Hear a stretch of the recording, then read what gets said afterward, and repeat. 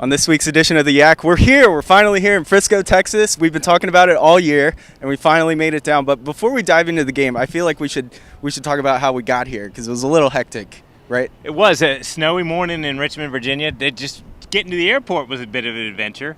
And then I'll let Bobby take over from there about flights on time. Everything's looking good. We're headed to Frisco right on time. And then the de-icing truck broke in the Richmond International Airport, and it's a basic thing, especially me and Rob, we're Virginia natives, but Mr. Winley over here up from north, he's grasping how an airport can only have one truck, but we're not going to blast Richmond International Airport right now because we are here, but they only had one de-icing truck, and we sat on the plane for 90 minutes, missed our connection.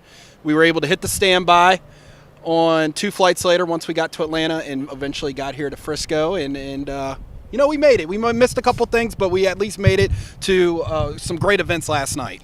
Yeah, it was a tough trip, and I'm kind of disappointed because my Texas didn't live up to my expectations of being greeted at the gate with a cowboy hat. I thought that was just something that happens. Yeah, that's good. But like you said, we did have a couple great events last night. Went to the local paintball field here and played some flag football. Really cool organization called the what was it called? The Miracle League. Called the Miracle League, and which is an organization that helps kids get the opportunity to play sports, kids with special needs, and what better way to do it with the defending national champs, little flag football game. So that was a lot of fun. You can check out our Twitter and Facebook and see highlights from that. Then we went on to the main event. Saw a little brisket eating competition, some bowling. Rob got me in pool. Yeah, we played pool. The teams competed in pool. It was fun to watch the two groups interact, which is sort of a unique thing. I don't know if that happens in a lot of bowl games or anything, but here's two teams that have, for the last 3 weeks, have been prepping for each other, getting over 48 hours till game time, getting in the frenzy of getting after the opponent and trying to win, and then all of a sudden here you are playing pool and bowling against each other and having brisket eating contests. Yeah, no, it was cool seeing first of all, the Miracle League was really neat yesterday. Both teams really thought they got involved quite a bit, a lot of energy, and helping out the kids with special needs. They loved it. You could tell it made their day, made their week. And then going over it was called the main event. Restaurant is literally called the main event, and it had. Me and Mike were walking around. They had rock climbing. It has laser tag. It had a karaoke booth, which we did not catch Joey D, our commissioner, in. So we're sorry about that. But we also like you said, pooling, bowling. It was great competition. It's interesting to see some of the competitive juices start flowing between the two teams once they got over there last night. I was a little nervous to see Andrew Ankra go in and play some laser tag. I don't know. I don't worried if he'll trip and hurt his knee or something. Well, either that or being that little kid that happened to get in. Exactly. Here comes Andrew Ankra with a gun around the corner. Not what I'd want to be seeing. Yes. Right, and we should also know that James Madison won both contests, the flag football game and the main event. But let's get on to the matchup. I mean, we heard it this morning. This is one of the biggest matchups we've seen around the FCS community for a long time, and I think it's going to live up to the hype. What about you guys? Yeah, I think it will. I mean, number one and number two, it was interesting. The Richard Johnson, the committee chairman, the FCS selection committee chairman, spoke at the breakfast we were at this morning and said, hey, the tough part of their job was picking 3 through 24. Said 1 and 2 were clear, and we got 1 and 2 in the championship game.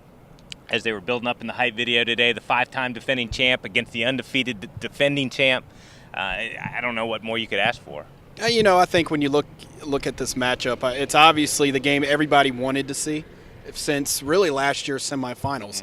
And this is no shot at Youngstown State, but this year it does feel like a different type of atmosphere down here, and a lot of it is because Bison Nation is here too. Yeah. And a lot of rumors on right now it's not even rumors, it's probably true that there are going to be more Bison fans here than JMU fans in this building tomorrow. Yeah, they always historically travel pretty well. Yes, and so does JMU. It's just I think the familiarity with how to get here, how to plan to come down here when you do it for 5 straight seasons. Yeah, JMU did it last year, but JMU fans are going to be loud, and you're going to know they're here no matter what. Even if it was 10% to 90, that's just a great fan base that's very loud. But they're going to show both fan bases. We know are going to show up strong. It's going to be oversold out, standing room tickets, and lots of a lot of great music too behind us. So it's going to be a great atmosphere. I cannot wait for tomorr's game. Yeah, the game kicks at 11, but I don't know what time tailgate Bill opens, but watching those two fan bases go to head-to-head, I'm sure they'll be out there very early. Yeah, That's going to be great. Plenty of brisket. Yes. Ever since I got here this weekend, I wanted to, nudge some elbows and say, like, who do you got? Who do you got? And I feel like it's just worthless to ask that question because this is such a heavyweight battle. It's going to be such a close one. But why not? Yeah. What do you think, Rob? I really like JMU's chances, but I think the formula for them is exactly what they did last year, not only against North Dakota State, but in Youngstown State in the championship game. It's to get on top early and then let their defense go to work. And both, I think one of the interesting parts about the game tomorrow is the two veteran quarterbacks, Easton Stick and Brian Shore. They're both winners. They both do whatever it takes, whether it's running the ball, throwing the ball. The two teams are mirror images of each other, but I really like JMU's chances if they can follow the formula that's been so good to them, which is a nice ball control drive, maybe opportunistic. I mean, they've led the nation in interceptions. They get a lot of sacks, maybe getting a play out of special teams and jumping on top early and then being able to control the game with the running game and letting their defense go to work. It's so hard to predict a game like this when the teams are so like-minded. Mm-hmm. Both want to run the football, both want to establish the trenches, the physicality in the trenches, and play great defense. But I think, Rob, hit the nail on the head, not to repeat him, but I honestly thought ever since this matchup happened, it's going to come down to the two quarterbacks, Brian Shore and Easton Stick. And Brian Shore, the way he's played, especially over this past month, the questions have been like, what's wrong with this JMU offense during the regular season? They played very well. I feel like there's something happening there in this postseason, especially with the running game. Marcus Marshall's starting to find the holes that he necessarily didn't find in the regular season, and that is opening a lot of opportunities in that passing game for Brian Shore to find guys like Riley Stapleton and Terrence Halls. I think right now this JMU offense has overcome a lot of adversity this year, and it's going to show tomorrow, and I think that's going to be the big factor for a JMU victory tomorrow. Well, certainly it's going to be a great game. Like I said, two heavyweight battles, and no matter what the outcome, it's going to be a great day for CAA football, a great day for the FCS, and we're looking forward to it. I'll keep my predictions to myself because I'm just the camera guy. I don't know the X's and O's, but we'll see what happens tomorrow. I think next week we'll be back to just kind of break down the season, win or lose. So we'll see you then. Thanks for joining us. Thanks. Oh, good night, Canada.